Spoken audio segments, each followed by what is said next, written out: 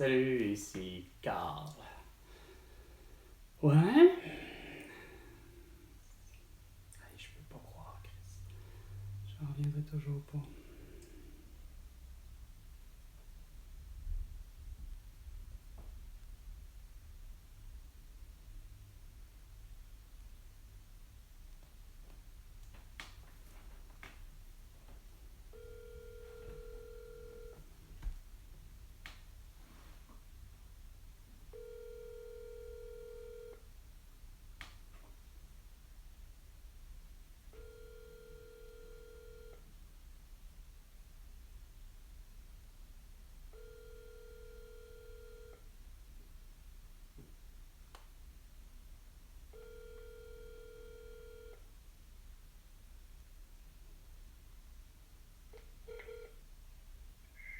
Les services financiers joignent bonjour ou transfert ou laisser un message.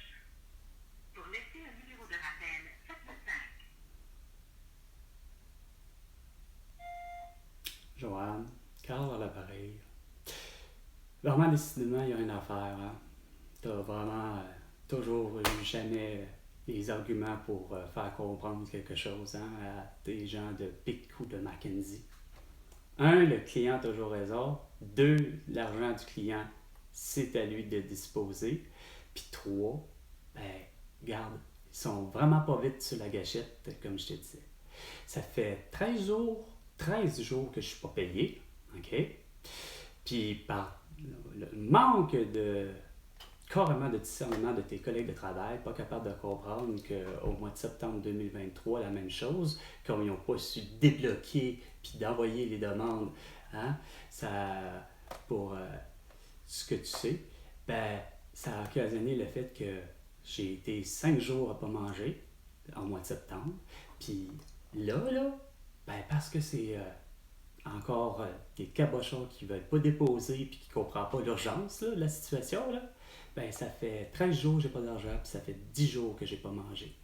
Que je mange simplement, à quelques fois, des cuillerées à soupe de miel. OK? C'est anormal. Fait que sur ce, pour le vrai, là, tu vas t'organiser pour que PIC me rembourse un 125 000 pour les 75 000 que tu m'as volés puis que tu n'as pas réussi à comprendre mon plan. Puis pour les 50 000 de mon assurance puis que je considère que tu aurais pu acheter avec 50 000. OK? Sur ce, tu te débrouilles pour appeler au plus maudit à Lyon Vie puis qui dépose au plus Chris le montant. OK? Parce que c'est pas juste Desjardins qui a l'habitude en plus de gérer les montants. Sur ce, passe une excellente journée. Hey, Chris d'insultes à notre intelligence mais solide. Des dirigeants en question, est-ce qu'ils ont livré la marchandise? Non! Est-ce qu'on est satisfait de leur résultat? Non! Là, tu comprends, ça devient intéressant comme exercice. Mais Luc, j'aimerais ça t'entendre Ah, le beau sans dessin. sur justement la responsabilité des hauts gestionnaires. Ben, regarde, tu pars clairement ta question. La responsabilité civile de François Legault, d'Isabelle Brun, de Justin Trudeau, de Sophie Grégoire, qui nous ont séquestrés un vendredi 13 mars 2020. Déjà, juste à partir de là, j'arrive même pas à comprendre, toi, à ta stature personnelle, Paul Arcand, comme de quoi que Colis, je n'arrive pas à comprendre que tu n'as pas monté aux barricades, tu n'as pas demandé à un juge, tu n'as pas demandé même à ne serait-ce qu'à Mary Goldwater puis à Josué de faire, puis de passer vite, puis de dire hey, wow, ça s'appelle de la séquestration, puis il n'est pas question. Mais tu peux pas engager des gens, des ingénieurs au salaire du ministère du Transport. Ben non, tu peux pas, ben non, là, c'est sûr, là, c'est du privé, regarde, déconne. Continue de penser qu'il nous faut plus de dos d'âme, le beau sans dessin, puis continue à penser qu'il nous faut telle chose, puis plus de pistes cyclables, puis plus de niaiseries de même, quand que, dans le fond, tout cet argent-là irait pour mes grands-parents, irait pour qui? Pour ma mère, puis tous les autres qui sont malades, puis comme moi, puis j'aurais un médecin de famille, puis je pourrais guérir de mes petits bobos, parce qu'au Québec, c'est, Pierre-Yves l'avait dit, c'est gratuit. Au Québec, la santé. En commission de ça, puis tu peux être poursuivi. Ah, tu peux être poursuivi. Tu vas faire ça 164 cadres qui gagnent plus de 200 000. Puis là, c'est présenté comme si c'était un affront aux payeurs de taxes. Regarde, on est plus qu'écœurés, man. T'as pas idée, là. Tous les réseaux sociaux le mentionnent comme de quoi que on est écœurés des politiciens puis des hauts dirigeants qui, comme les Marcoux ont fini par faire, puis les Olivier, la même affaire. Hein? Oh, là, moi j'ai peur. Moi j'ai peur de mourir, puis j'ai peur que les autres meurent autour de moi d'une maladie qui est loin d'être la plus meurtrière. C'est n'est qu'une toux, ou une grippe, ou une bronchite, ou une pneumonie, ou un rhume. Ça a toujours été, puis les gens ne meurent pas de ça. Oh bon, ok. Malheureusement, mon amie Elena Conceição, elle, la mère des mères digne d'être une mère, parce qu'elle, elle a laissé vivre les autres dans leur choix. Elle n'a pas fait la petite propagande, puis d'essayer de donner une petite leçon de vie, comme ma mère, à dire que hey, faut que tu te protèges, puis surtout que protège-toi parce que tu vas protéger les autres à porter un masque, un couvre-visage, puis d'être vacciné.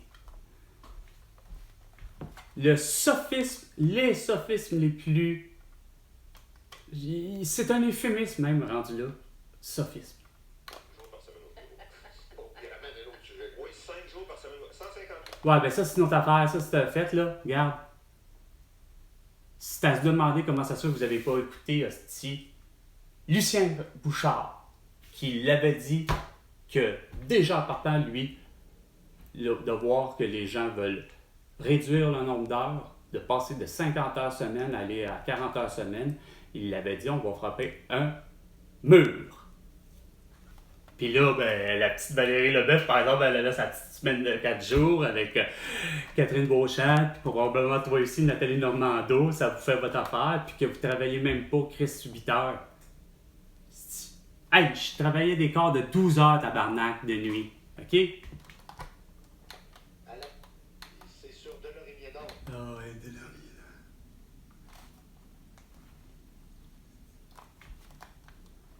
Pas sur deux le fermer avant le pont. Ben Il y a oui. des travaux, c'est congestionné. C'est sûr. Fallait qu'il y ait des travaux, asti. Là, je vous l'ai dit, là, que ce soit du pont, je pense que les tourneaux, en tout cas, tous les ponts, là, en réalité, là, ça aurait dû être depuis qu'on avait des annonces franches de tous les ingénieurs, mais que tout le monde, de Jean-Paul Lallier jusqu'à Régis Labaume, de Gérald Tremblay aller jusqu'à Raymond Bourque, puis Barbara Coder, ou même Jean Doré, ou même probablement.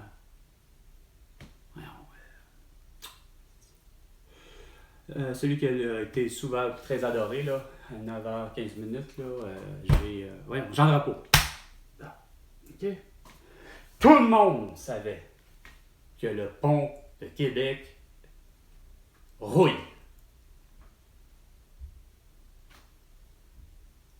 J'ai dit, on démolit, on le rebâtit, on reconfigure les choses plus simplement, puis oui, de ce que je comprends, il me semble qu'il est déjà existant, il y a un, mais il faut que ça soit des deux flancs, là, j'ai toujours dit, il y a un passage pour de vrais piétons. Hein? Puis, arrêtez d'avoir la dynamique, là, de placarder ça, là, de clôture, de ci, de ça, pensant que tout le monde veut se suicider, là. Hein? Ça, c'est une autre affaire, là, tu sais.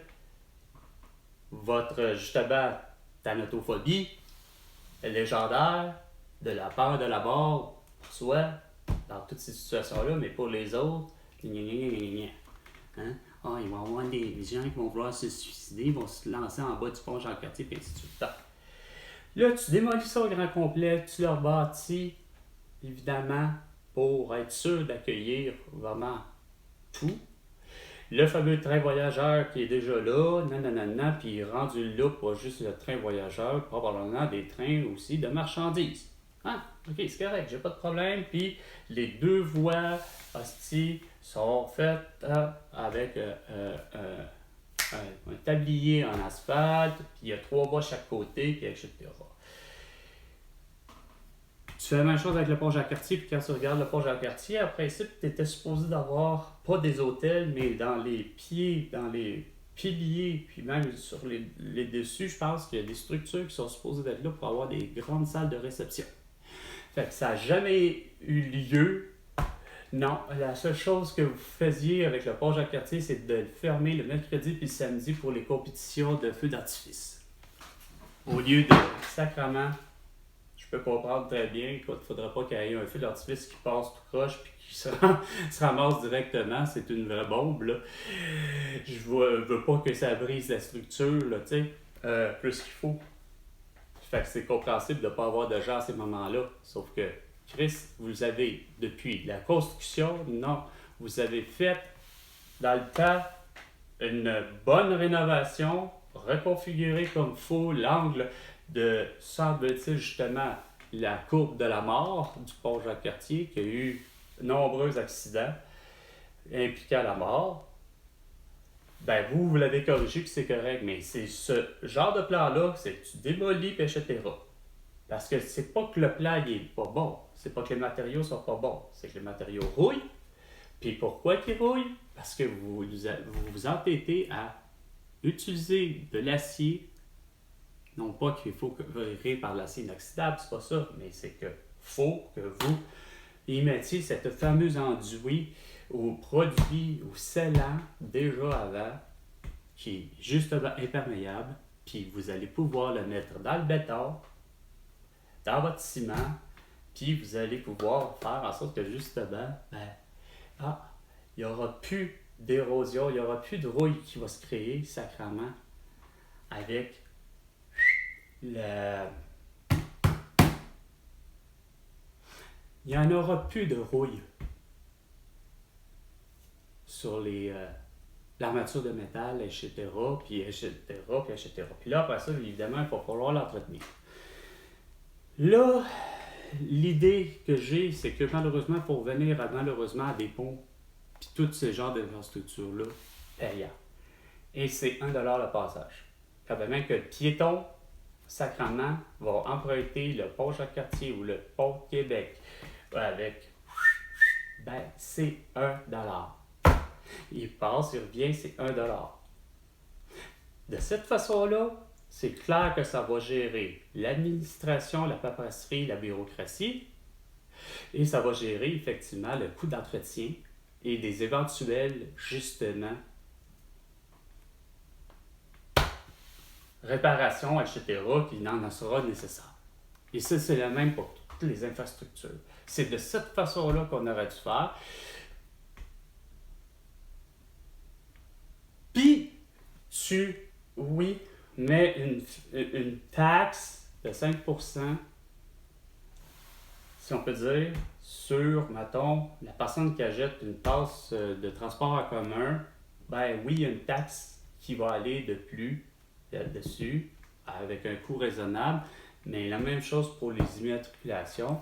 Il y aura une taxe, mais ça ne s'appelle pas non plus que le 250$ que ça doit coûter pour une immatriculation pour une voiture bien ordinaire à touriste, là. On ne parle pas d'un camion, on ne parle pas de telle affaire, là. OK? C'est ceux que fameux semi qui appellent, c'est ceux qu'il est plus gros, puis ça va de soi que l'immatriculation soit un peu plus élevée. Mais encore là, pas forcément au double, parce que de toute évidence, pour vous, ça fait, il est plus gros du double si c'est pas du triple. Non, c'est pas de même qu'on voit les choses, là. Mais faut que le prix reste raisonnable, puis que de cette taxe-là, déjà du 250, il y a quoi? Peut-être justement le 50$ qui ira justement directement pour la paperasserie, le ci, le ça. Puis écoute, l'autre, sur le 250, il y a un autre, sûrement 50$ qui peut aller dans le bas de justement de l'entretien, puis du coût, puis du ci, puis du ça.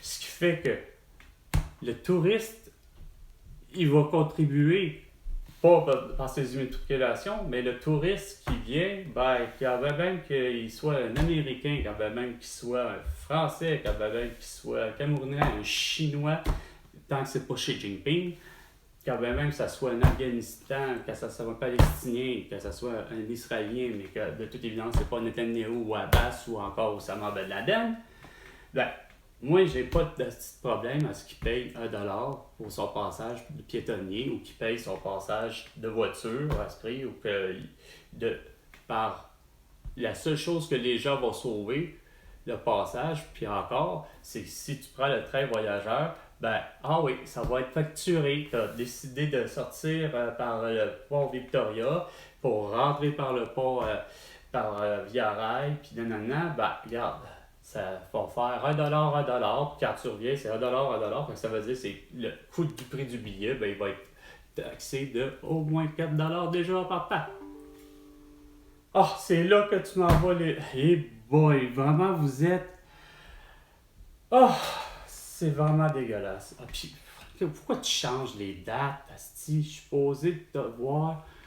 Ah, man, vous faites dur même à l'aide juridique. C'est dégueulasse, l'administration.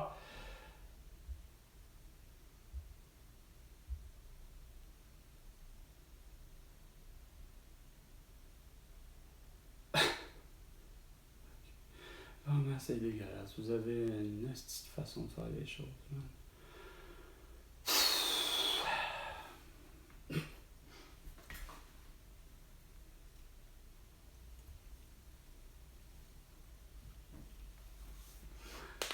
Ouais, c'est de cette façon-là. Parce que je me rends compte qu'il n'y a rien à faire. C'est le fait d'avoir voulu... Malheureusement, cette forme de gratuité-là que je trouve exceptionnelle au Québec, là, surtout pour ce qui est de la santé, surtout pour ce qui est de l'éducation, que ce soit le plus possible gratuit. Mais encore là, j'en reviens à ça, même justement. C'est parce que c'est clair que le coût de l'opération, mettons, si j'ai... dans mon cas, c'est quoi de dire j'ai besoin d'avoir à ce qu'on traite ma carie, OK? Mais qu'au niveau de la consultation, qu'il soit chez le dentiste ou qu'il soit pour un ophtalmo, peu importe, c'est pas un problème pour moi. Puis je suis sûr que François Legault, Isabelle Roche, Trudeau et Patrick Grégoire, puis même vous autres, là, vous êtes en mesure de comprendre que, regarde, on va payer en ce moment 5$ pour la consultation.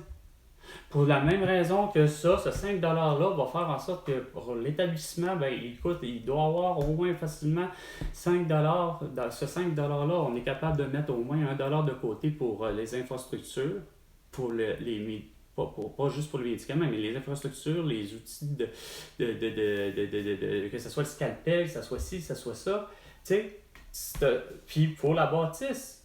Même chose que si je me présente à l'hôpital Maisonneuve, c'est pas pour payer le salaire de François Marquis, mais que je rencontre François Marquis pour une consultation justement, parce que c'est par hasard, il devient mon médecin de famille, mais quand j'arrive à ma visite de 15 minutes pour lui dire si ça va bien, si ça va pas bien, j'ai peut-être probablement tel petit problème de bobo, ben cette consultation-là de 15 minutes, ça va être 5$. Mais c'est clair que si il me revient avec bon, ben écoute, ça prend tel médicament, ben là, c'est là que ça devient gratuit.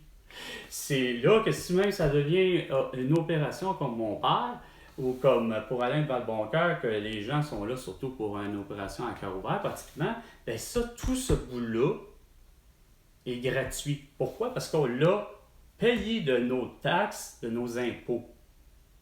Mais pour être sûr d'avoir moindrement une constance, justement, de savoir que l'hôpital Maisonneuve n'est plus en décrépitude, parce que, pas par achalandage nécessairement, mais que, ça manquait justement. Puis la même chose que je me rends compte pour ce qui est, tout d'un coup, pour avoir été justement à l'aide juridique, les bureaux sont au centre-ville, sont dans le Vieux-Montréal, que ce soit même pour la cour municipale. Mais je regarde certains édifices, puis j'ai compris pourquoi que, malheureusement, je comprends l'UQAM, donc l'Université de Montréal du Québec, je pense que c'est ça. Là où Guillaume Lepage a été, puis que je pense qu'il en est sorti tout croche. Non, face à part, mais que on sait très bien qu'il y a une des éditions de la cohorte 2020 qui s'est montré les seins, là, ou plutôt juste un beau sillon mammaire, mais que ça a fait aussi écœurer comme Anne-Marie Goldwater à la télévision avec son émission L'Arbitre. Là, là, on voit une parcelle de seins. Oh! Ben, j'ai remarqué que justement, les pavillons, parce que c'est le cas de dire, c'est pas comme l'Université de l'UQAM, c'est un drôle d'endroit, c'est plusieurs pavillons à travers le centre-ville, dans un artère de Berry à je ne sais plus trop quoi, entre Maisonneuve et Sainte-Catherine, peu importe. Ils sont en mode rénovation, rénover les fenêtres, etc., les changer. Ça veut dire que ça a manqué d'entretien avec le temps. Pourquoi? Parce que, de un, l'université, ça doit être semi-privé, semi-public, là, c'est dur à définir, les universités au Québec, là, de leur vrai statut, mais justement, si les étudiants payaient ne serait-ce qu'un montant qui a du sens, comme moi-même, je l'ai fait, pourtant en diplôme professionnel, j'ai payé comme le fameux 125 $ pour m'inscrire au cours. Le reste du cours, tout ne me coûte rien, là, je ne paye plus les profs, etc., mais sauf que ça a payé, justement, l'administration, la paperasserie, les manuels qu'ils allaient me donner, puis, évidemment, payer tous les ordinateurs, payer tous les logiciels, puis entretenir la bâtisse, j'ose espérer, à travers le 125 $. Avec 125, on peut faire facilement 5 divisé par 5, ça fait des tranches de 25, donc un 25 pour les ordinateurs, les ci, les ça, pour la bâtisse, puis ainsi de suite. Mais c'est que, c'est rendu là à l'administration, rendu là, c'est que comment ça se fait que si cette façon-là est si bonne que ça, comment ça se fait qu'à l'administration, vous n'avez pas déjà vu ça dans le temps, de faire comme ouf, on n'a pas besoin d'être un ingénieur ou un inspecteur en bâtiment, on se rend compte que les fenêtres sont vraiment pas là. Fait que oui, on est là, les fonds, on n'a pas besoin de demander à François Legault, Isabelle Brèche-Trudeau d'avoir d'autres fonds pour rénover tout ça. Moi, dans ma tête, il n'y a rien que des solutions depuis le début à vos problèmes que vous avez créés. Parce que c'est con, mais vous avez vraiment juste focalisé sur une seule chose, l'atout. Puis ça a fait en sorte que vous avez vu des gens qui ont eu raison de soulever la question, à savoir comment ça se fait que les masques, les couvre-visages et les vaccins, finalement, donnent l'atout à tout le monde, puis il y en a carrément. Ça, par exemple, c'est pas votre raisonnement, ça c'est plus... Non. François Legault, Isabelle Brèche-Trudeau et Sophie Grégoire ont eu les meilleures mesures sanitaires et sont tellement efficaces. Sur ce, il est 9h30. C'était Salut Québec avec Carl Brochu et François Legault battu bédois 100 milliards $ pour toutes tes conneries. À la prochaine chicane à 15h cet après-midi.